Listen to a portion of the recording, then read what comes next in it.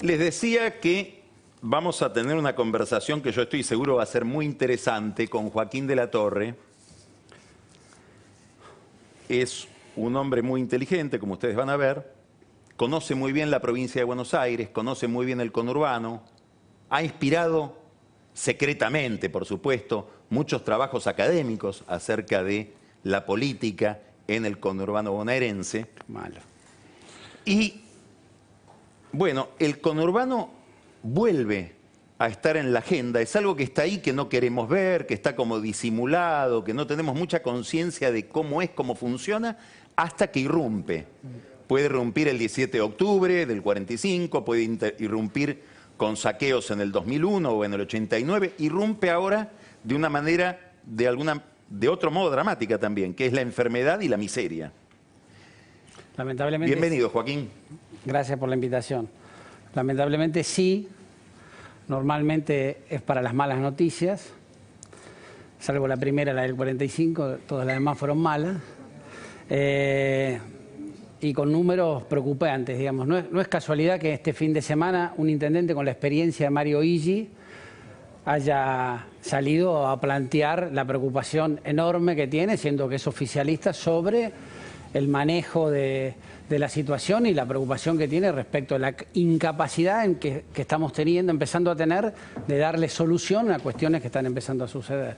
Vamos a aclarar que Joaquín se está refiriendo a una muy buena entrevista que hizo Jorge Fontevecchia en Perfil con Mario Iggi, donde él dice: vamos ya a un 2001 y esto va a ser muy difícil de manejar. Peor al 2001. En agosto.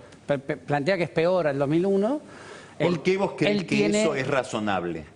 Bueno, porque es lo que uno está viendo todos los días en el conurbano. Digamos, yo tengo charlas con un montón de compañeros que caminan el territorio, que están ayudando a la gente, y ya hace un mes y medio que me vienen diciendo con lágrimas en los ojos: Joaquín, vino Pepito, vino Tati, que nunca habían venido a verme, que hasta con vergüenza me vinieron a ver y me vinieron a decir: necesito que me incorpores en el listado de las personas que necesitan ayuda. ¿Qué es ayuda en ese caso? Y cajas de comida, trabajo si hay, que desgraciadamente en este momento no tenemos, pero bueno, siempre tienen el tema más grave es haberle quebrado a un montón de gente que tuvo durante mucho tiempo la dignidad de conseguirse el sustento en forma personal. Esta crisis lo que está pasando es que esa gente que hasta ahora tenía ese orgullo, está dejando de tenerlo, esa dignidad de conseguirse el pan para su casa y para su familia. Para mí eso es lo más grave de este momento, digamos. Y hay otro montón de cuestiones. Si tengo número de San Miguel porque tenemos un observatorio que estuvo funcionando. Nosotros pasamos de 2.009 familias asistidas. Estamos hablando del municipio de San Miguel. San Miguel. Ubica San Miguel en el mapa. Noroeste del conurbano, tiene la mitad que se parece al norte y la mitad que se parece al oeste, digamos, Muy más bien. o menos. El conurbano se divide ahí, entre norte y oeste. En San Miguel asistíamos 2.009 familias en estos tres meses, o sea, mes por mes, asistimos a 19.500. O sea, multiplicamos por 900% la cantidad de asistencia en este momento. A ver, repetí esos números. 2.009 familias asistíamos en el 2019, 19.500 asistimos, un poquito más de 19.500 asistimos en el mes de junio. O sea, más que se duplicó. No, 800 veces más, 800% más. De 2009 a 19.500. Ah, ok. Perdón, tenés razón, sí. No, había pensado 9.000, sí. 2009. De 2009 a 19.500. Bueno, esto no se había pasado nunca en los 12 años que me hemos pasado, por supuesto, teniendo en cuenta además que la gente recibe una asistencia con el SAE, que es el alimento escolar, que recibe asignación universal, que recibe Argentina Trabaja, que recibe. San Miguel fue el lugar que más anotaciones de IFE tuvo. Y eso tiene que ver con que también tiene por ahí menos planes sociales. Y bueno, pero El IFE es el ingreso familiar. El ingreso familiar, exactamente, extraordinario. que el primero se terminó de pagar el 14 de junio y se empezó a pagar el segundo, digamos. Y hablemos también de un tema que yo sé que a vos te está cerca del tema, que es que desde el sector privado, digamos, iniciativas como Seamos Uno, que la lleva adelante tu amigo Rodrigo Sarazaga, Han sido... acaba de llegar al reparto de 500.000 cajas de comida, elementos de limpieza, etcétera. Y el padre Rodrigo tiene en San Miguel, porque él estuvo muchas meses instalado en todo lo que es la franja entre San Miguel y Moreno, tiene un montón de amigos y él ayuda a un montón de sacerdotes y pastores porque él vivió en ese territorio, con lo cual tiene el teléfono, es muy fácil. Y bueno, y él ayuda y nos da una mano y trabajamos en forma conjunta. Ahí están involucrados también pastores evangélicos y AMIA. Exactamente. Pero es una zona de muchos sacerdotes jesuitas, que muchos son compañeros de él, de los dos lados del límite con Moreno, y claramente nos da una mano y ayuda, entre otras experiencias. Quiero 2 o 3 números más, porque me parece que son de los que no se habla en la pandemia, ¿no? En el mes de marzo a junio, en el Hospital La Arcade recibimos consultas pediátricas 13.833. En el mismo periodo, en el 2020, 3.286. O sea, bajó la consulta por problemas pediátricos el 76%. En clínica médica bajamos de 12.270 a 3.483, o sea, caída del 72%. Cardiología de 9.282 a 274, 97%. Cirugías cayó el 95%. O sea, además la gente se ha dejado atender y esto va a tener consecuencias hoy, mañana, dentro de 2 meses, 3 meses. Y esto que estás contando pasa en todo el sistema de salud, ¿no? Esto es San Miguel. Yo cuento San Miguel. En el caso de embarazos, la caída de las visitas en los primeros 25 días de la cuarentena fue del mismo porcentaje. Nosotros tenemos muchos programas dedicados a cuidar a la madre en época de gestación y al bebito en el coso. Al ver eso, Pablo, mi hermano, que es parte del sistema, se dijo basta. Y salimos otra vez a trabajar, a buscar mujeres embarazadas, a buscar madres, a volverlas a meter adentro de los programas, y eso permitió que las caídas fueran del 6%. Pero 2 datos no menores.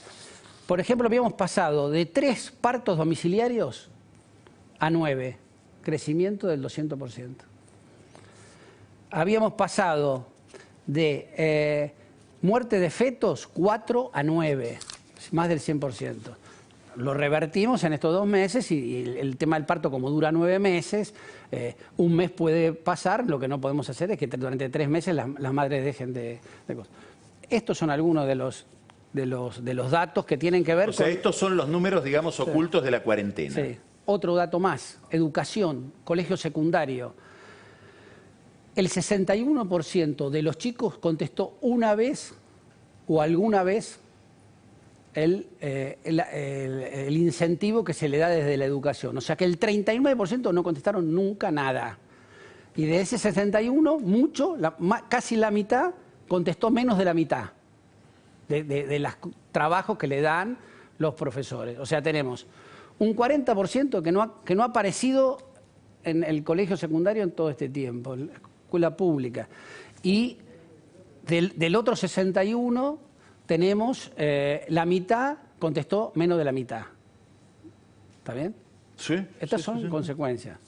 Después, si querés, tema seguridad, que durante los primeros meses estuvo muy bien y ya en el mes de junio empezó a estar igual o mayor que febrero, sobre todo en una cosa que había sido anunciado como una de las preocupaciones desde el gobierno, que era el tema del asalto a viviendas. Nosotros hemos tenido en San Miguel un aumento del 14% este año respecto del año pasado en el periodo, teniendo en cuenta que marzo y abril fueron muy bajos abril, mayo fueron muy bajos, quiere decir que en junio subió muchísimo para pasar de muy abajo a estar ya en un 14%. Ahora te quiero hacer una pregunta, porque todos estos quiero números... decir una cosa, detectamos bandas de extranjeros en este tipo de robo. ¿Que es una novedad? Para nosotros sí. O sea, las personas robadas mencionan a personas que hablan español, pero no el español ni de ninguna provincia ni de la Argentina. Y esto es novedoso. Esto es novedoso, sí. Te hago esta pregunta. Todo esto que estás contando es, por supuesto, angustiante, y la pregunta que uno se hace es, bueno, ¿y qué capacidad tiene el Estado como para corregir en algo esto? ¿O esto es inevitable? No, yo creo que el Estado... Y dentro de esta pregunta me gustaría que cuentes desde tu experiencia, que ha sido muchísima, ¿qué puede hacer un intendente y qué puede hacer el gobierno provincial? Sí. Vos estuviste en los dos lugares.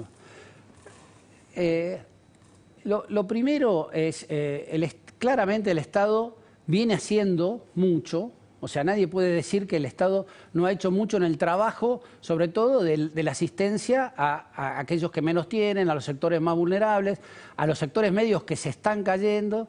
Claramente hoy, en la emergencia, el Estado tiene una presencia, aunque es preocupante lo que han dicho el obispo de La Matanza y un montón de sacerdotes respecto de la ausencia en determinados barrios, etcétera, etcétera. Yo podría decir, hablar por San Miguel,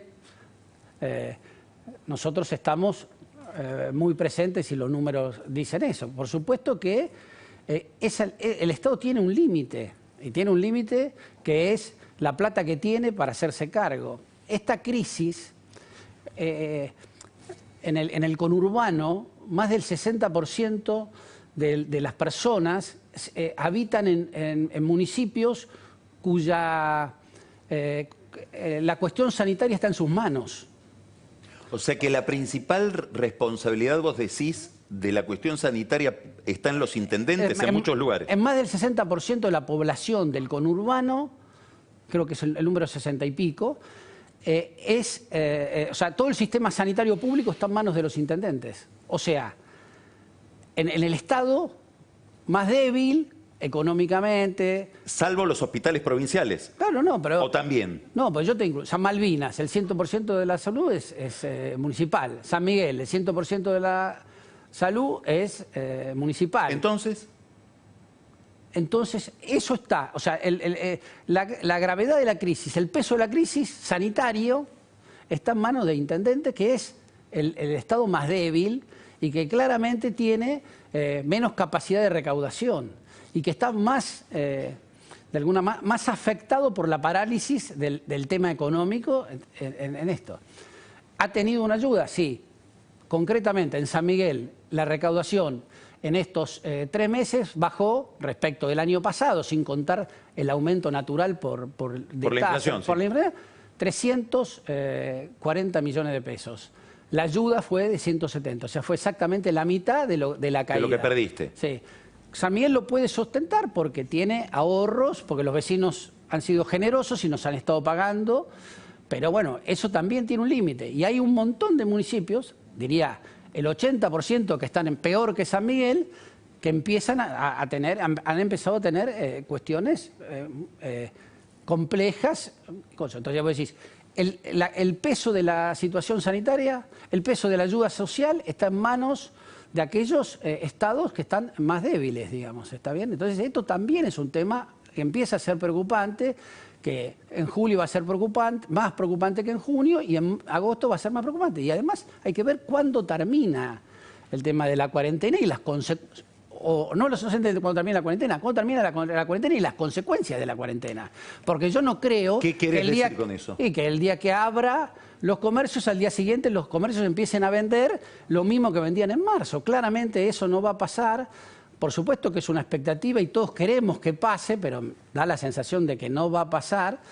Y cada semana que sigue en el sistema de cuarentena se cae el Producto Bruto medio punto. Más o menos. Entonces, si tenemos 8 semanas más, ya no va a ser 12% la caída, va a ser 16%. Y yo creo que no estamos lejos de eso. ¿Y ahora, eso dónde repercute más? Claramente en el lugar donde más pobres hay. ¿Cuál es el lugar de la Argentina donde más pobres hay? El conurbano.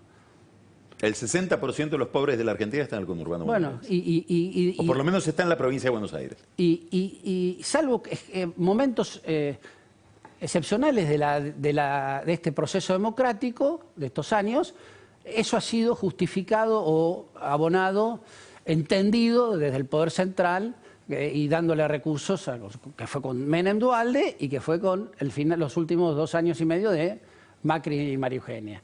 Y que ahora Alberto está claramente poniéndole un foco en eso, sí, está claramente poniéndole un foco en eso. ¿Pero qué falta? Y lo que pasa es que el nivel de la crisis, de las consecuencias de las decisiones que se han tomado, están golpeando en forma demasiada. Y yo no sé cuál es la capacidad que va a tener el Estado para seguir sosteniendo este tipo de ayuda. Ya la ayuda que recibimos en junio es igual a la de mayo. En mayo había subido respecto de abril, la ayuda ya fue igual. Pero las consecuencias siguen aumentando, digamos. En junio tuvimos que pagar sueldos y aguinaldos, con lo cual tuvimos un gasto mayor. Ahora, este panorama que pintás, que es tan inquietante, está configurado de esta manera cuando el problema todavía no apareció, empieza a aparecer. Claramente. Hoy creo que 54 muertos en la provincia de Buenos Aires. Claramente, si nosotros... Perdón, voy a decir una barbaridad, pero si miramos a escala global, 54 muertos no son tantos muertos tampoco, para lo que han sido las experiencias más dramáticas, ¿no? Sí, claramente... Es decir, podemos estar esperando que esta curva se vuelva... exactamente, o sea, la sensación hoy, con 110 días o 107, 108 días de cuarentena, la sensación hoy es que la curva no la aplanamos, la pateamos para adelante. O sea, todavía seguimos teniendo adelante la montaña.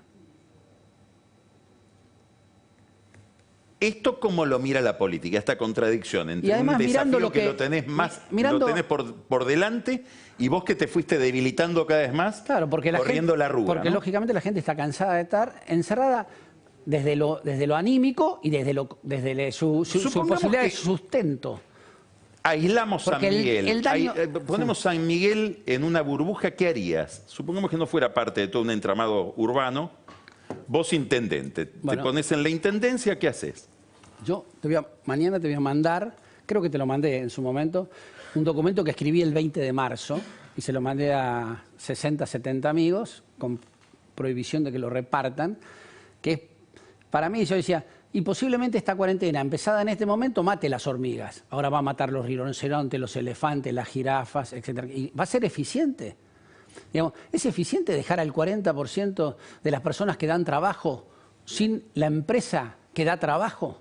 Eso va a pasar con el comercio en el AMBA. ¿Y qué alternativa propondrías? A Kicillof, que está desesperado, tiene pesadillas a la noche con los muertos en las calles. Es que hoy ya es muy difícil. ¿Qué le podés decir? Hoy ya es muy difícil porque lo que pasó el día que el presidente dijo es economía o muerte, cerró la llave del lado de adentro y la tiró la llave afuera, porque ahora cualquier cosa que sea abrir cuarentena es muerte. Esta locura que explicabas muy bien del blanco o el negro, que normalmente no tienen nada que ver, pero que son usadas desde el punto de vista discursivo, lo que hace es termina acorralando al mismo gobierno. Es decir, ¿hoy qué harías? Y hoy yo empezaría a cerrar, a entrar en cuarentena. Ahora, ¿qué hubiera hecho el 20 de marzo? Hubiera agarrado a los sectores más vulnerables, porque ¿qué hay que lograr? Inmunidad. ¿Cómo se logra? De dos maneras, con vacuna o con contagio masivo. Entonces, ¿qué hay que lograr? Que aquellas personas que tienen más posibilidad de terminar en un respirador, esas personas estén lo más aisladas posible. Y hay que trabajar con esos sectores. En un momento, el jefe de la ciudad lo quiso hacer, pero lo hizo mal. Yo se lo expliqué a su gente de confianza. Porque él que dijo que las personas mayores de 70 o 75 se quedan. No, lo que tendría que haber hecho era trabajar sobre todas las personas vulnerables. Entonces no eran solamente las personas mayores, sino eran personas mayores, Joaquín que es obeso, la persona que tiene diabetes, o sea, las personas que tienen de esta situación... No por edad. No por edad, porque quedó como reaccionó la gente. Aquí todas esas personas que tienen este problema necesitamos que estén aislados y necesitamos que la gente que está a su alrededor lo cuiden. ¿Por qué? Porque eso... ¿Y el resto? Y el resto... A trabajar lo más que se pueda, con todas las condiciones. El eslogan es quédate en casa, ¿no? No, ahora Carlos Rucauf, sí, que está muy inquieto con todos estos temas, sí, porque es un político, obviamente, también gobernó la provincia. No, también no, él la gobernó, yo no. No, digo, también estuvo vos estuviste en el gobierno de la provincia, fue gobernador. Veo en las redes sociales que aparece otra consigna imaginada por Rukauf, que es salí poco, cuídate mucho, que es un poco menos asfixiante que quédate en casa. Sí, y apela un poco más a la autorresponsabilidad de la que hablaban los uruguayos. No sé si eso es posible. Yo le decía al intendente de San Miguel en las charlas que vamos teniendo, porque tomamos mate o desayunamos. Cada uno con su mate, ¿no? Sí, por supuesto. Desayunamos una vez cada 15 días, 20 días. Mañana toca. Yo le decía, a mí me parece que el discurso es, si tenés que salir, usá barbijo, mantener distancia social, cuidá a los demás, cuídate vos. Una cosa por el estilo. Si tenés que salir, hace todo esto. A mí me parece que ese era el discurso. Lo escribí, está la fecha, te la voy a mandar para que vos la muestres el lunes que viene, digamos. Porque el documento, viste que internet te pone la fecha. Entonces, para mí ese era el discurso. Y hoy sí hay que entrar en cuarentena. Última pregunta. ¿Hay un lugar donde Porque es muy difícil decir hoy hay que salir de la cuarentena. Porque hoy empieza a estar el problema. El problema es que hemos usado una herramienta durante... un problema particular, específico, y lamentablemente vamos a tener que terminar, pero ni entramos en el tema político, en el tema de la disputa política. No, pero comparto tu mirada en la editorial. Quería hablar un poco de la disputa política del año que viene, etcétera, alrededor de estos problemas. Pero te quiero preguntar esto último. Hay un lugar, hay una zona, franjas sociales donde la cuarentena es imposible, que son las villas de emergencia, los barrios populares, los asentamientos. Vos, intendente de San Miguel, que tenés ese tipo de... No soy intendente ahora. Fuiste. Sí, fui. Que tenés ese tipo de urbanización si fueras intendente, eso quiero decir, ¿qué haces?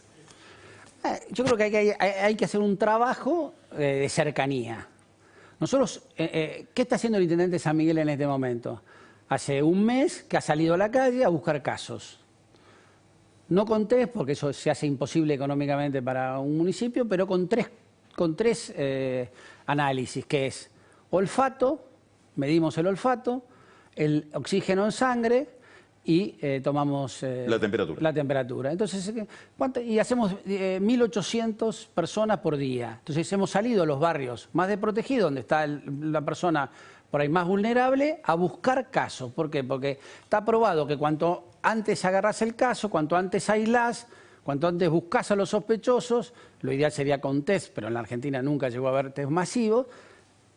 Cuanto más rápido los testeás, los podés aislar y eso mejora el desarrollo de la enfermedad posterior de la persona, digamos. Entonces, nosotros estamos haciendo eso. ¿Esto da el 100%? No, pero nos da, en medida de lo que podemos hacer, nos da un número y vamos a buscarlo, las personas, las posibles enfermos, lo más rápido posible, digamos. Joaquín, muchísimas gracias. No, gracias Joaquín de la Torre, interesantísimo, corto. Vamos ahora a un corte y después del corte, Marcos Buscaglia, que nos va a hablar de dos temas. Obviamente, el tema de la deuda, que es un tema de esta semana. Acaba de conocerse la oferta última del gobierno, es la cuarta. Y la otra pregunta tiene que ver con lo que hablamos recién con Joaquín. ¿Qué velocidad puede tener la recuperación cuando llegue el momento en que empiece a recuperarse la Argentina y qué condiciones debe tener?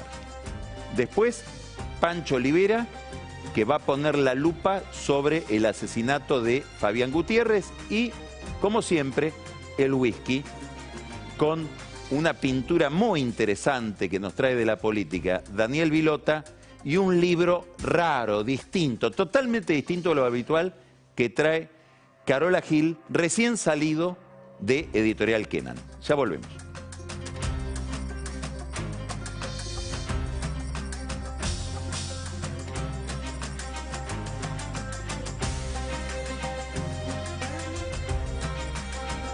YPF le da una mano a los que ponen el cuerpo, porque pagando con la aplicación de YPF todo el personal de salud puede acceder a un 15% de descuento en combustibles todos los días. Ingresa en personal de salud.